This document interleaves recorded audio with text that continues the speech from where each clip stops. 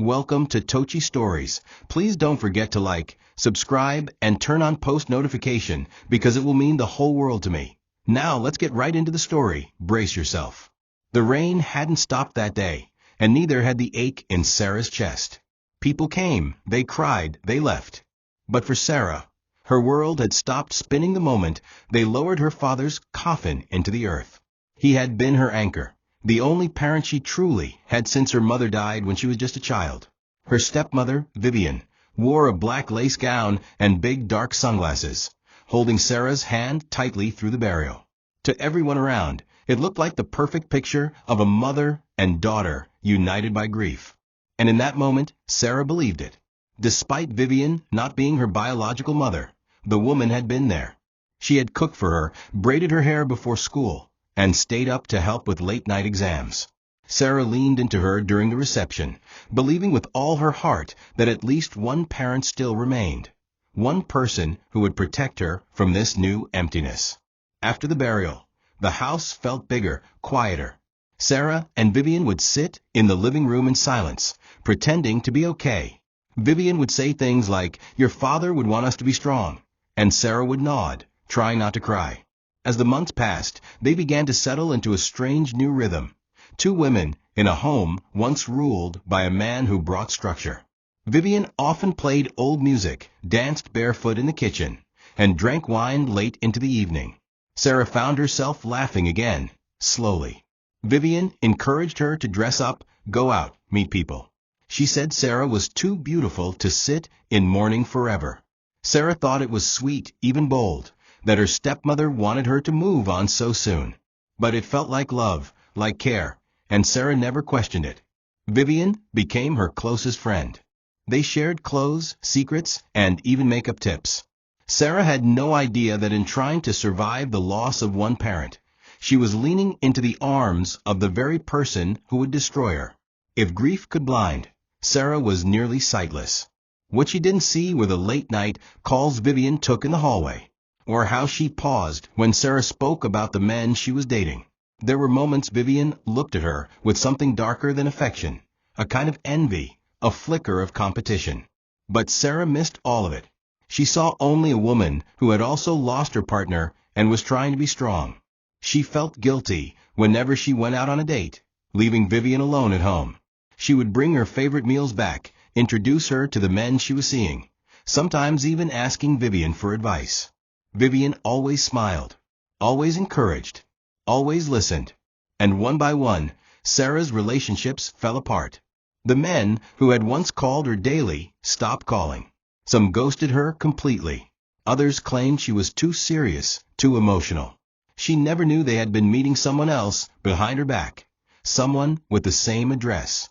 Vivian was striking, the kind of woman whose beauty didn't fade with age but became sharper, more refined.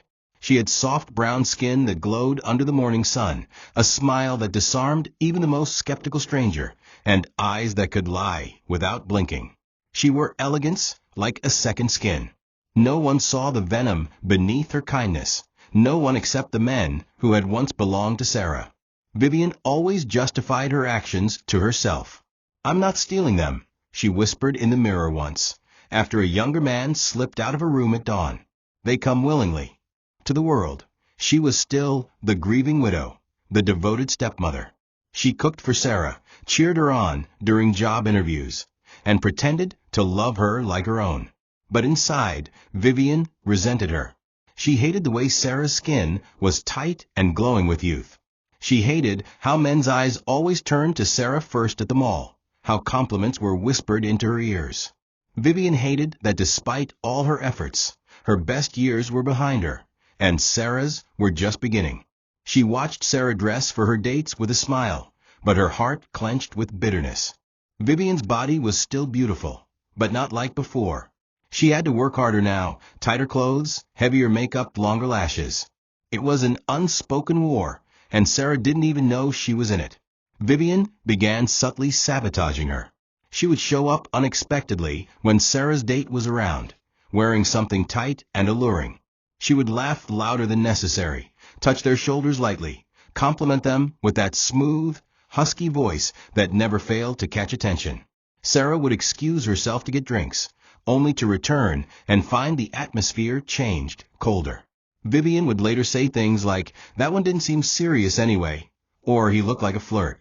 Sarah nodded, believing her. Why wouldn't she? Vivian had always been there, right? The mask never cracked. Not even when Sarah cried herself to sleep after being ghosted again. Vivian would hold her, stroke her hair, and whisper, "He wasn't good enough for you, baby." But once Sarah fell asleep, Vivian would rise from the bed, walk to her mirror, and smile, not with pride, but with twisted satisfaction. She didn't need the men to stay with her forever, just long enough to ruin them for Sarah. It became a game, one she was winning every time Sarah lost hope in love. Sarah eventually stopped bringing men home. She told Vivian she wanted to focus on herself. Vivian acted pleased, but inwardly she panicked. Without Sarah bringing them in, she would have to hunt again. But then came Chisholm, a man Sarah met while organizing a charity gala at work. And the moment Sarah mentioned his name, something dark sparked in Vivian's chest. Chisholm was different. That was the first thing Sarah said to Vivian when she finally opened up about him. "He listens," she smiled, eyes glowing. "He asks about my dreams. He doesn't talk over me or rush anything." Vivian, seated at the dining table sipping red wine, gave her the practiced motherly nod. "He sounds like a good one." But inside, Vivian had already formed her plan. It was instinct by now. She knew how to twist admiration into desire, and desire into betrayal. Sarah had brought him up with so much innocence that it almost annoyed Vivian. The girl didn't realize how men worked. Chisholm would soon see the difference between a girl playing adult and a woman who knew what she wanted. All Vivian needed was an introduction, just one chance to smile in his direction, one lingering glance. Sarah was swept off her feet by Chisholm. Flowers every Friday. Surprise lunch visite. Thoughtful texts. He was the kind of man women prayed for. He'd pick her up in clean, sleek cars, open the door for her, and tell her how radiant she looked in the simplest outfits. Vivian watched it all with growing irritation. She started asking casual questions. What does he do? How old is he? Where's he from? What are his weaknesses? Sarah, thinking she had nothing to hide, told her everything. Vivian played her part so well that Sarah even asked her what she thought about inviting Chisholm over for dinner.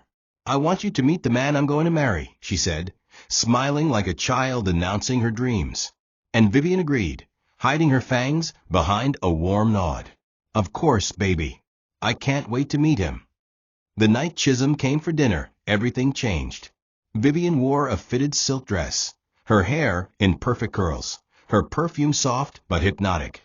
She acted surprised at how handsome he was, touched his arm when laughing, poured his wine slowly.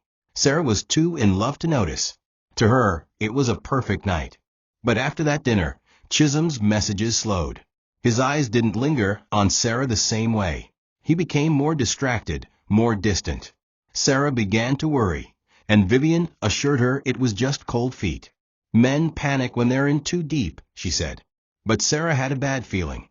Something in her heart warned her, but she silenced it because Vivian would never do such a thing. Or so she thought. Sarah sat in her room clutching her phone, scrolling through old messages from Chisholm. The sweet good morning, sunshine, texts had turned into dry, delayed replies. The romantic check-ins had become excuses. "Work has been crazy. I've been so exhausted lately." But even in her confusion, she never once doubted him, or Vivian. She cried softly into her pillow, trying to make sense of it. Every time she brought it up to Vivian, her stepmother would rub her shoulder with fake sympathy and whisper soothing lies. "Maybe he's scared of commitment. Maybe he's just distracted. Give him space, he'll come back." Sarah believed her. Vivian had always been there. When her father died, when her first heartbreak shattered her, it was always Vivian. But beneath the comfort, Vivian was slowly working on Chisholm like a skilled puppeteer pulling emotional strings. She reminded him of things Sarah couldn't give: maturity, worldliness, understanding. She spun tales of Sarah being too emotional, too childish, too unstable to be a wife. And Chisholm, blind to manipulation dressed in sensuality, began to believe her. Vivian was a master of shadows. She never moved too fast, never too bold. She planted seeds, watered doubts, and smiled while doing it. When she texted Chisholm privately for the first time, it was just to say thank you for loving Sarah. But within days, her tone shifted. She began sending subtle compliments. You looked very handsome in that white shirt the other day. You remind me of someone I used to love before life stole him from me. Chisholm, flattered and confused, began to feel something. Something dark. Something exciting. Sarah, meanwhile, was trying to plan wedding colors. She browsed bridal pages and created a Pinterest board of honeymoon destinations. She still wore the ring with pride, showing it to coworkers and smiling as she whispered, "He's the one." But Chisholm had already begun crossing boundaries. Late-night calls with Vivian. Meetings disguised as accidental run-ins. Vivian fed him attention, sensuality, and the illusion that he was too special to settle for Sarah. And it worked. One morning, Sarah woke up and knew something had changed. She hadn't heard from Chisholm in 2 days. She rushed into the living room, and there was Vivian, dressed in a silky robe, sipping tea, humming to herself. "I'm worried about Chisholm," Sarah whispered. Vivian smiled slowly. "Maybe he's thinking things through." Her tone wasn't concerned. It was cold. Later that day, Chisholm called, not to check in, not to apologize, but to say he needed space. Sarah's knees buckled. She fell to the floor, begging him to explain. He only said, "It's not you. I just think I rush things." Vivian held her later that night, cradled her like a child. But her eyes were dry, and her smirk returned the moment Sarah sobbed herself to sleep. That night, Vivian blocked the bridal Pinterest board Sarah had made from her browser history. It was time to make space for her own ring. The first time Sarah met Chisholm, it felt like sunlight had entered her heart. She had been helping organize a charity event at her workplace, a fundraiser for underprivileged children, when he walked in as one of the guest sponsors. He wasn't just attractive, he was graceful, confident without arrogance, and respectful. While other men flirted shamelessly, Chisholm had been warm and focused. He spoke about dreams, purpose, and helping others. Sarah was captivated, but cautious. Too many men had come and gone, and she was tired of disappointment. But Chisholm wasn't like them. He asked about her hobbies, not just her body. He noticed when she changed her hairstyle. He brought flowers to her office with handwritten notes, not just emojis. Slowly, Sarah allowed her walls to come down, and Chisholm proved that he was willing to wait. In the months that followed, they built a rhythm, weekend dates, late-night calls, laughter during grocery runs. Chisholm introduced her to his friends, and Sarah introduced him to her past. She told him about her father, about Vivian, and how losing her mother so young had shaped her. Chisholm listened, really listened, and promised that she wouldn't cry alone again. "You're my home now," he told her one night, "and I'll never walk away." Sarah believed him. The day he proposed was at a beach house in Badagry. He had blindfolded her, led her to a candlelit table facing the waves, and when she opened her eyes, there was a ring in a seashell. She screamed, cried, and said yes 1,000 times. For the first time in years, she believed in forever. She called Vivian immediately that night. "He proposed," she cried, her voice bubbling with joy. He really proposed. Vivian had paused for a beat too long before responding. Then the fake excitement poured out. "Oh my God, baby. I'm so happy for you."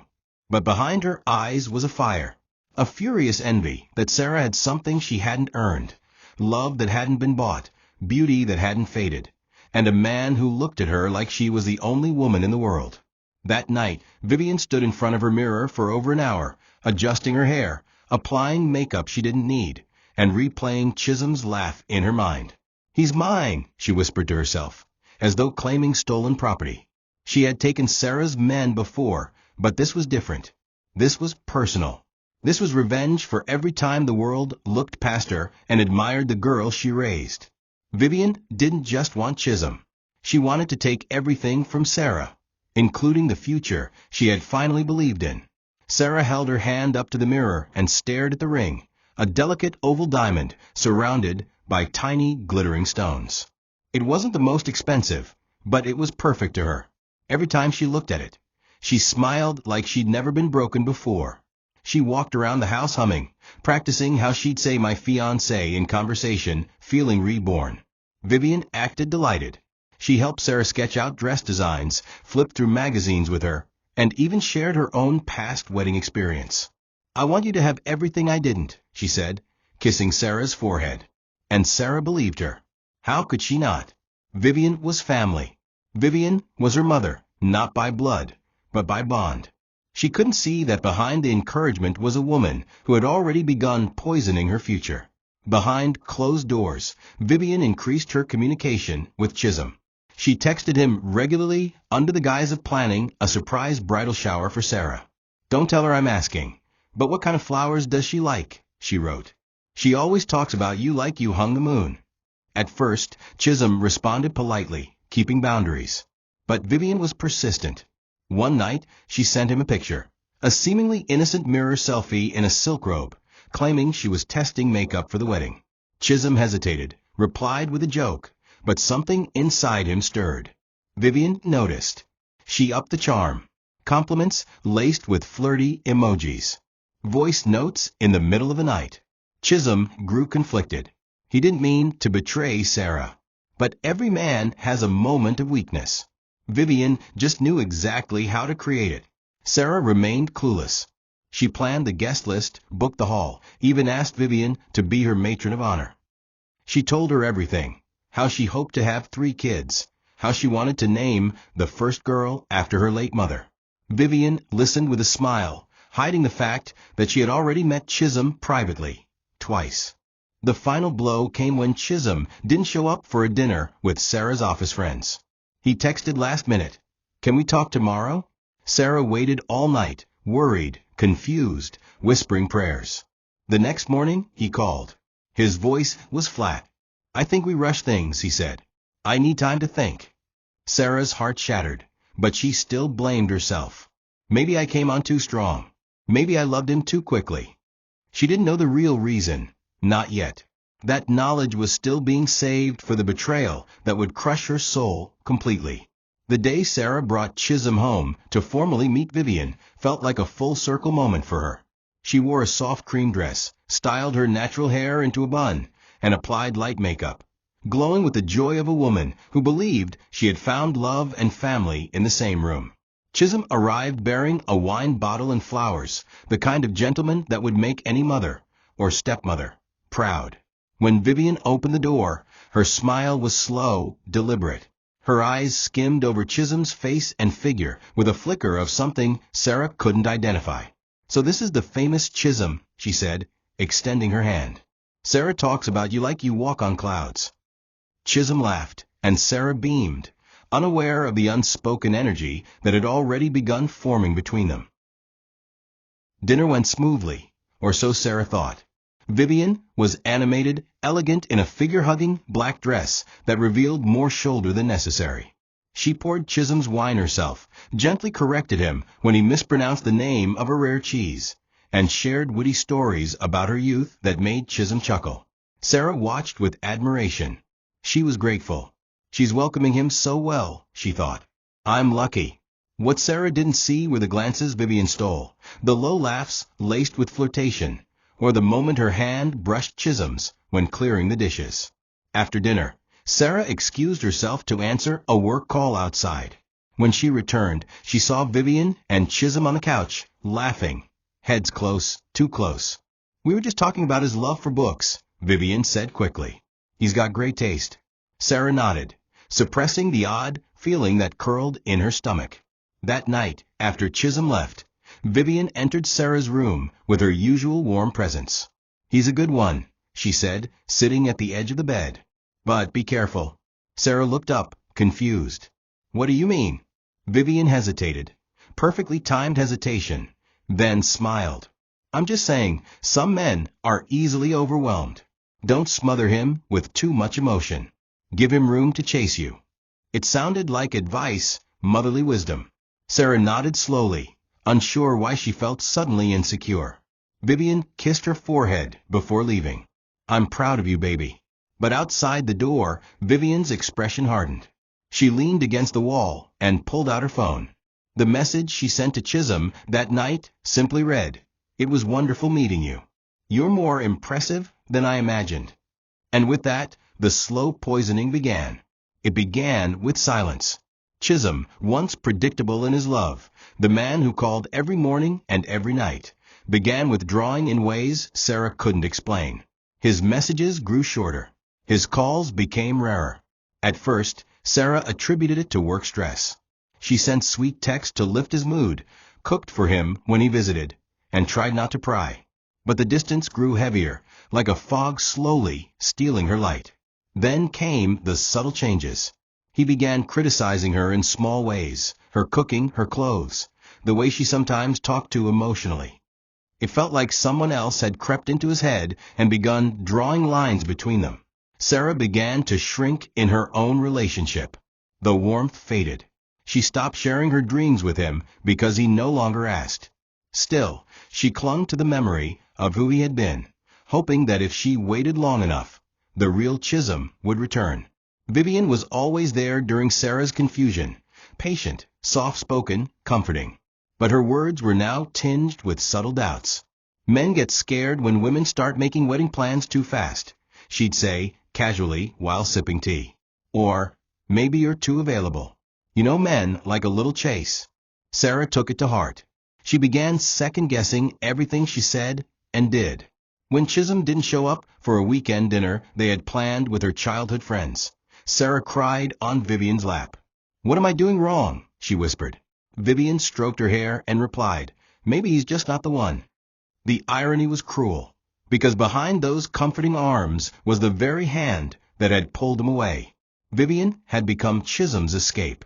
She listened to his complaints about Sarah, exaggerated her flaws, and painted herself as the mature woman who truly understood him. And Chisholm, slowly drowning in confusion, began to believe her. The day everything shattered began with a single phone call. Sarah had been waiting anxiously for Chisholm to confirm their pre-marriage counseling session. Instead, he called and said he wanted to talk. His voice was calm, detached. "I think I need some time to think," he said. Sarah's throat tightened. "About what?" she asked. There was a pause. "Us." The word felt like a slap. She asked if she did something wrong, begged for clarity. But he only said, "It's just, I don't think I'm ready." When she ended the call, her world spun. Vivian found her curled up in the corner of the kitchen, crying like a child. "It's okay," Vivian said. "Some love stories end to make space for better ones." And later that evening, when Sarah fell asleep from exhaustion, Vivian stood at the balcony and called Chisholm. "You did the right thing," she purred. "You deserve someone who sees the real you." And Chisholm replied, "I think I do." The wedding announcement came just 3 weeks after Chisholm broke things off with Sarah. The invitation card had gold lettering and a photo of the happy couple on the front, Vivian and Chisholm. It arrived at Sarah's workplace, handed to her by a former colleague with trembling hands. Sarah opened it slowly, thinking it must be some mistake. But there it was, her ex-fiancé, arm in arm with the woman who had raised her. The same woman who had wiped her tears, who had laughed with her, who had promised to stand by her at her own wedding. The woman who used to call her my baby girl, Vivian. Vivian was marrying Chisholm. Sarah's world didn't just collapse, it incinerated. Her legs gave out beneath her. She threw up in the office restroom, cried on the cold tile floor until her throat was raw. It wasn't just betrayal, it was annihilation. Vivian made no effort to explain. When Sarah confronted her, the older woman stood calmly in the kitchen, removing her earrings as if preparing for dinner. "Love doesn't ask permission," she said flatly. "You weren't meant for him. I am." Sarah was speechless, trembling with fury and disbelief. "He was mine," she whispered. "He gave me a ring." Vivian laughed. "Rings can be replaced. I gave him something deeper, understanding." Sarah couldn't believe what she was hearing. "You're my mother," she said, tears pouring. Vivian scoffed. "I raised you, Sarah. I didn't sign a contract to live in your shadow." It was the first time Sarah realized Vivian had never loved her. Not truly. Not selflessly. Vivian had raised her to control her, not to care for her. Chisholm appeared behind Vivian, then, holding her waist like a trophy. "We're happy," he said simply. "Let's not make this messy." The wedding was loud, extravagant, and shameless. Photos were posted online. Vivian wore a sleek white gown, and Chisholm stood proudly by her side. Friends whispered. Family avoided Sarah, not knowing what to say. She became the girl who was dumped and replaced by her own stepmother. Humiliated, Sarah packed her things and left the house that had become a prison. No goodbye. No forwarding address. Vivian didn't try to stop her. Chisholm didn't either. As Sarah stepped out with her suitcase, she looked back only once. The door slammed behind her, and so did the last chapter of her old life. What she didn't know was that though they had stolen her crown, they would never sit on her throne. Not for long. Sarah had packed her bag with trembling hands. She didn't even know what she was taking: a few clothes, her journals, some old photos of her father. Everything else felt poisoned. Every pillow, every wall, every corner of the house was stained with betrayal. She paused at the foot of the stairs one last time, hoping, just hoping, that maybe Vivian would call out to her and say it was all a mistake.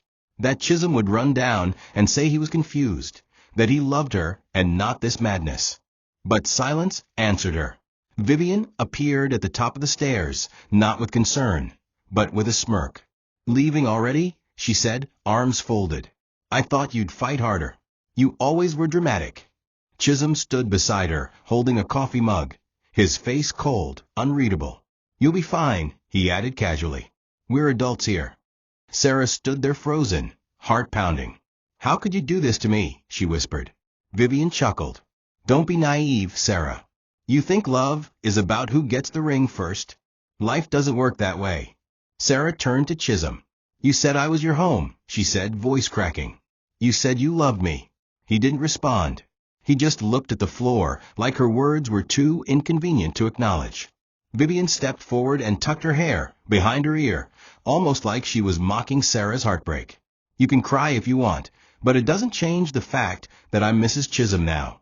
And I'm not the one being dragged out of the house like a fool." Sarah couldn't take it. The humiliation was a knife turning in her chest. She gripped her suitcase, walked to the door, and opened it slowly. But just as she was stepping out, Vivian's voice rang again, sharp and cutting. "Next time, don't bring a man home if you want to keep him." The door slammed behind her. Out on the street, the wind slapped Sarah's face as if reality was trying to rouse her from a nightmare. She didn't have a destination. Her pride wouldn't let her go to relatives. Her pain wouldn't let her explain. So she texted an old friend, Uju, who lived in a shared apartment downtown. Uju opened the door that evening and found Sarah standing there with swollen eyes and a forced smile. No words, just a long hug. That night, Sarah curled up on a thin mattress in the corner of Uju's room, holding her pillow to her chest like it was a lifeline. She stared at the ceiling in the darkness, her thoughts bleeding into the shadows. She had lost her home, her love, her dignity. And the worst part? The betrayal didn't come from strangers. It came from the woman she once called mother and the man she thought she'd marry. What was left of her now? The days that followed were a blur of numbness. Sarah woke up each morning disoriented, often forgetting where she was. She shared a tiny room with Uju, who tried her best to help, but nothing filled the gaping void inside her. Sarah avoided mirrors. She couldn't stand the sight of her own reflection. It reminded her of who she used to be. That happy girl, that bride-to-be, no longer existed. She stopped wearing makeup, stopped answering calls, and deleted all her social media accounts. The comments on Chisholm and Vivian's wedding photos were too painful to read. Power couple. She aged like wine, and he's lucky to have her. The world celebrated their union, unaware of the bleeding girl buried in silence. Some who knew Sarah sent her stay strong messages, but none of them stayed long enough to help her breathe. No one knew what to say. No one knew how deep betrayal could dig into a person's soul. Sarah started skipping meals. She would go days on crackers and water, lying that she had eaten when Uju asked. One evening, Uju came home and found Sarah sitting on the floor, surrounded by torn pages of her old journals. Her engagement photo lay shredded by her feet. "I feel invisible," Sarah whispered, "like I never existed." Uju knelt beside her, hugging her tightly.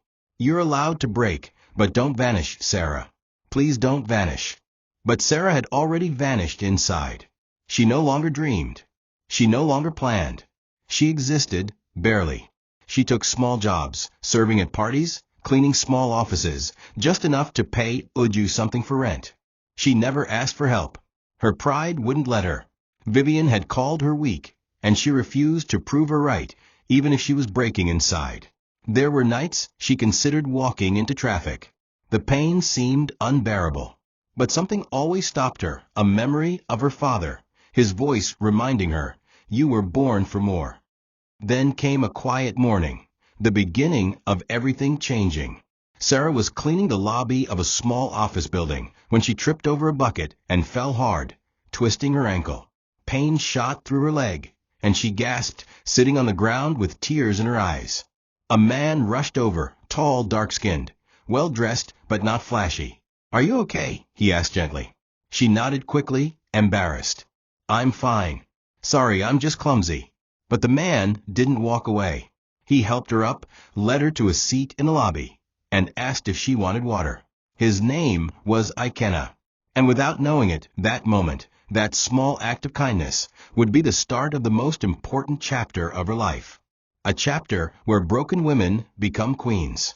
Ikenna didn't ask too many questions, which was part of why Sarah felt safe around him. He didn't pity her. He didn't push. He simply noticed her. Over the next few weeks, he returned to the office building often, sometimes to speak with the building manager, other times just to say hello. Sarah kept her distance, unsure if he was just another man looking for a vulnerable woman to entertain. But Ikenna was different. He would leave warm flasks of food for her on the reception table and walk away without waiting for a thank you. He noticed when she limped, offered to cover her medical checkup, and smiled with eyes that held no hidden agenda. Slowly, Sarah began to open up. She told him about losing her father, about growing up with Vivian, and vaguely hinted at the betrayal that nearly broke her spirit. Ikenna listened like a man who respected pain. And Sarah, for the first time in a long time, felt seen. One day, Ikenna invited her to a cafe near the building. It was quiet, filled with books and music that reminded her of rainy days. She almost declined out of fear of being tricked, fear of falling again. But something in his eyes reassured her. Over cups of ginger tea, they spoke about everything: childhood, dreams, books, and survival. Sarah didn't even realize she was smiling until she caught her reflection in the cafe window. She looked alive. Ikenna didn't try to impress her with money or promises. He simply offered her space to breathe. Before they left that day, he gave her a small envelope. Inside was a letter, not of love, but of opportunity. It was a business proposal. "You said you once dreamt of owning a bridal boutique. Let's start there," he said. Sarah was stunned. "Why would you do this for me?" she asked. He replied softly, "Because someone once helped me when I had nothing. And because I believe in you, even if you don't yet." With Ikenna's mentorship, Sarah slowly began to build again. He taught her about branding, bookkeeping, sourcing materials, and customer service. He connected her with a friend who leased her a small shop space. Sarah poured herself into it like a woman reborn, sewing, sketching, designing, learning. Every stitch was therapy. Every sale was a whisper that she still mattered. Ikenna never crossed boundaries. He stood beside her, but never above her. And slowly, Sarah began to glow again. Her laughter returned, cautious but sincere. She didn't know if she was falling in love, but she knew she was healing. And that was enough. What neither of them knew yet was that destiny was watching. And so was karma. The grand opening of Sarah Bell Bridal Studio was nothing like Sarah had imagined when she first dreamed of it as a child. It was better. There were no red carpets or celebrities, just quiet elegance, fresh flowers, and the smile of a woman who had earned every inch of the floor she now stood on. Her shop was modest in size, but rich in warmth. The gowns she displayed weren't just stitched fabric. They were testaments to her survival. Each dress carried fragments of her soul: pain, strength, patience, and faith. Sarah designed with a new kind of vision, not just for beauty, but for women like her, women who had been silenced, hurt, underestimated. The first few clients were friends of Ikena's associates. But soon, the name Sarah Bell began spreading through the city like a quiet fire. Not for luxury, but for meaning. Ikena visited often, never interfering, always encouraging. He'd walk in with coffee, listen patiently to her talk about the challenges of managing a business, and give her space to figure things out. His confidence in her was unwavering, even on days she doubted herself. "You don't need saving," he once told her.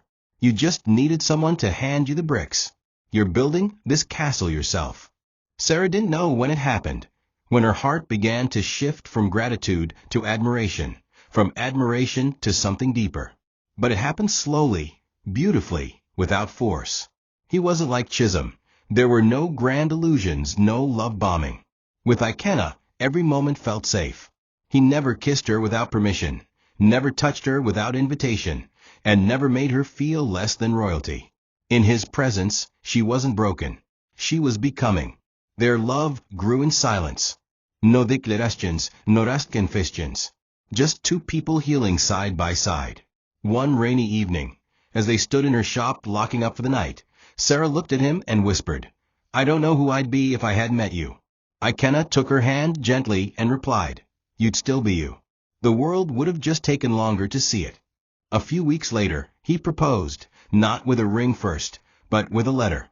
A handwritten letter, folded and tucked inside her appointment book. It read, "When you're ready to trust again, I'd be honored to be your next beginning. Not your rescue, your partner." Sarah cried when she read it, not out of fear this time, but out of peace. The kind that only arrives after fire. And when she said yes, it wasn't just to marriage. It was to herself, to rising, to reclaiming her name from the ruins. There were no headlines, no flashy billboards, no screaming hashtags. Sarah's wedding to Ikena was private, poetic, and powerfully quiet. She wore a gown she designed herself, a sleek ivory silhouette with soft lace around the sleeves, symbolizing the scars that had become her strength. The ceremony was held at a small beach resort, attended only by close friends, a few loyal clients, and the women who had once cried in her changing room while telling stories of their own broken engagements. Uju, the friend who gave her shelter when she had nothing, stood beside her as her maid of honor. And when Sarah walked down the aisle, barefoot on the sand, tears streaming silently, it was not because she was scared, but because she had never known that love could feel this safe, this sacred, this soft. Ikena waited beneath a simple archway made of palm leaves and silk, dressed in a cream linen suit, his hands trembling only slightly. When she reached him, he whispered, "You are more than I ever prayed for." And when the vows were exchanged, Sarah didn't promise to be perfect. She promised to be present, to never run when storms came, to fight for what they were building. Ikena, in turn, vowed to protect not just her body or her heart, but her story. "The world may celebrate beauty, but I choose your scars," he said, "because they tell me where to guard you." After the kiss, the breeze swept her veil behind her like a crown, and everyone clapped, not just for the love they witnessed, but for the woman they had watched rise from ashes. Later that evening, as the waves lapped at their feet, Sarah leaned against Ikena and watched the stars. "They don't know," she whispered. He looked down at her. "Who?" She smiled faintly. "Vivian, Chisholm. They don't know who I became." Ikena gently lifted her chin. "Let them see when the time is right," he replied. "Not out of vengeance, but so they know they never had the power to end you." Sarah nodded. In that moment, she realized something. This wasn't about proving them wrong anymore. It was about living right. And she had never felt more ready. 2 years had passed since she was laughed out of that house like a fool. Now, she had a home that couldn't be stolen, a man who couldn't be manipulated, and a peace that couldn't be shaken. The world hadn't seen her yet, but it would, and it would bow. It began with gold-plated invitations delivered by courier. The birthday of a reclusive billionaire, a man no one in high society had ever truly seen outside of photos and whispers. The event was exclusive, guest list curated by business alliances, not public sentiment. Vivian had begged Chisholm to get them in. She still enjoyed dressing up, still believed that beauty and charm could open doors that time tried to close. Chisholm, now a fading figure in the corporate world, used one of his company's old connections to secure 2 seats. Vivian squealed with excitement. Do you know who might be there? This is where real power meets elegance. She spent hours choosing her gown, a red, backless dress that screamed youth she no longer had. Chisholm, tired and already nursing stress from declining contracts, simply nodded. He just wanted to feel important again. The venue was paradise, a sprawling estate tucked into hills overlooking a glittering lagoon. Luxury cars lined the entrance. Cameras flashed. Waiters in white gloves passed golden champagne flutes. Vivian walked in like she owned the place, her eyes scanning for celebrities, her voice pitched just high enough for others to notice her. Chisholm trailed behind, adjusting his tie and ignoring the whispers he thought might be about him. Then came the moment that paused their laughter. A woman in a gold gown entered the room, regal, radiant, and mesmerizing. Her posture was flawless, her eyes calm, and the smile she wore was not of vanity, but of knowing. Vivian scoffed loudly, nudging Chisholm. "That's Sarah, isn't it?" she hissed, surprised. "She actually got in?" Chisholm chuckled, taking a sip of wine. "She probably snuck in with someone's +1. They laughed, louder than necessary. But then the spotlight shifted. The lights dimmed. A deep voice echoed across the grand hall. "Ladies and gentlemen, thank you for being here to celebrate my life, and more importantly, my strength." All eyes turned as Ikenna stepped onto the stage, sharp in a black tuxedo, radiating effortless power. He reached out his hand, and Sarah ascended beside him. Gasps filled the room. Vivian's grip on her glass loosened. Chisholm's lips parted, but said nothing. "Let me introduce you," Ikenna said, pulling Sarah close, "to my wife, the woman who gave me purpose when I had nothing, the queen of my heart, my reason for every success you see tonight." Vivian stumbled slightly, the color draining from her face. Chisholm blinked, frozen. Their laughter died on their lips, swallowed by the shame of recognition. Sarah smiled, not to gloat, not to mock, but because the moment needed no words. The world had just turned, and they were no longer the ones in the center. Vivian could barely breathe. The air in the grand ballroom had shifted. Gone was the smug confidence she wore like perfume, now replaced with confusion, panic, and a creeping chill of shame. Her heart pounded as her eyes locked on Ikenna, the same man she had laughed at years ago, the man she had dated when he was nothing more than a broke tech geek with a mouth full of dreams and a wardrobe that embarrassed her. She had mocked his ambition, belittled his vision, and left him for an older man with money. "You'll never make it," she once told Ikenna coldly, after throwing his tattered shoes out of her apartment. "You're a builder without bricks." But now he stood on the grandest stage, not just a man who had made it, but a man who made the room hold its breath. The irony choked her. Her past was alive, and it had married the very woman she destroyed. Chisholm shifted uncomfortably beside her. He didn't understand yet. His mind was still trying to reconcile how Sarah, quiet, soft Sarah, had become the wife of a man this powerful. Vivian knew, and it haunted her. "It's him," she whispered, gripping Chisholm's arm with shaking fingers. "It's Ikenna." Chisholm turned to her, brows furrowed. "You know him?" She nodded slowly, bitterly. "He was mine years ago, when he was nobody." The shame twisted in her gut like a knife. She remembered the day she laughed at him for suggesting he'd own a tech empire someday. He had borrowed transport fare from her once. He wore holes in his shirts. And now he owned a fortune, a name, and Sarah. Vivian felt the past punch her in the face. Every cruel word she had ever spoken, every selfish decision, now sitting across the room, wearing a tuxedo and a crown of earned dignity. Meanwhile, Sarah stood beside Ikenna, calm, poised, unbothered. She hadn't once glanced at Vivian or Chisholm since entering the party. That hurt more than insults. Vivian had hoped for arrogance, revenge, even a little bitterness, But Sarah had come with dignity, silence, and the type of glow no luxury cream could buy. And in that moment, Vivian saw clearly. She hadn't just lost Chisholm. She had lost the one thing she could never fake: peace, real love, legacy. What she stole from Sarah had been replaced with rust and regret. She turned to grab another drink, but her hands trembled so badly the glass almost slipped. "You don't understand," she whispered again to Chisholm. "He's not just rich. He's powerful. And he remembers everything." And for the first time in years, Vivian felt what Sarah must have felt the day she walked out of their house, completely, utterly small. The hall grew quieter as Ikenna raised his glass. "Tonight is about celebration," he said, voice deep and unwavering. "Not just of years lived, but of battles survived. And I want to honor the one person who stood by me when no one else believed." He turned to Sarah and gently lifted her hand. "This woman, this queen, saw worth in me when I had nothing to show. She gave me peace when my mind was a storm. And she never once asked for anything but honesty. If you're wondering why I've succeeded, it's not business. It's her." The room erupted in applause. But Sarah didn't smile to impress. She smiled because she knew she had earned every word. She had walked through fire and didn't smell like smoke. Her glory wasn't loud, it was sacred. And for the first time, the world saw her not as someone who had been abandoned, but as someone who had been chosen by destiny. Chisholm felt like he had been punched in the throat. All the breath he had left was now shame.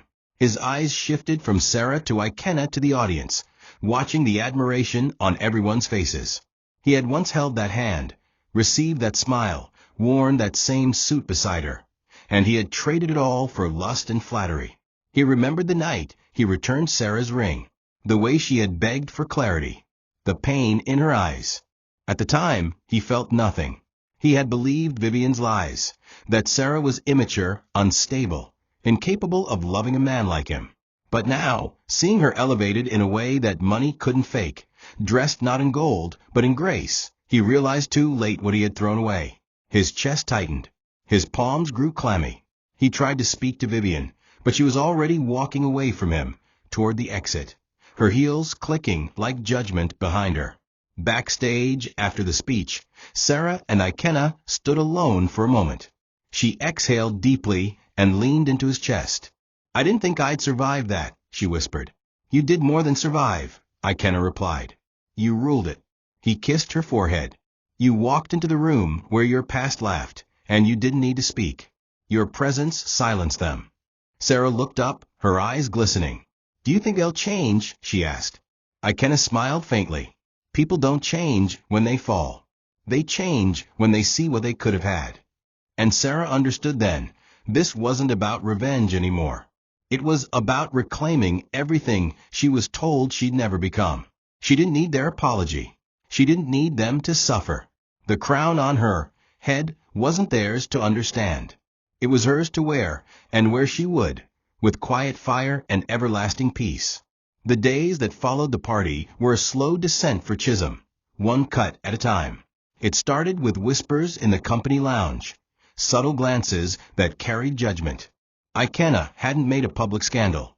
He didn't have to. A single confidential report to Chisholm's firm was enough. Fraud, breach of trust, mishandling of private client information. No noise, no press. Just a series of official emails, private board meetings, and terminated contracts. Within a week, Chisholm was asked to step down pending investigation. Within 2 weeks, his access was revoked. His staff avoided eye contact. His office door was closed. What once was prestige had become poison. The same colleagues who toasted with him months ago now pretended he didn't exist. He packed his things into a box slowly, numb with disbelief, and walked out of the building under a sky that seemed darker than usual. He returned home to Vivian hoping for comfort, but there was none. She greeted him with silence, her face buried in her phone. "You're back early," she said without looking up. "They fired me," Chisholm admitted. She didn't flinch. She just stood, walked to the kitchen, and poured herself a drink. "I figured. Ikenna doesn't make noise when he strikes. He's surgical." Chisholm's eyes widened. You knew he'd come for me? Vivian took a slow sip. I didn't think he'd waste time, but I knew he wouldn't forget. Chisholm sat on the couch, burying his face in his hands. I made a mistake, he mumbled. I shouldn't have left Sarah. Vivian rolled her eyes. You're only saying that because she's successful now.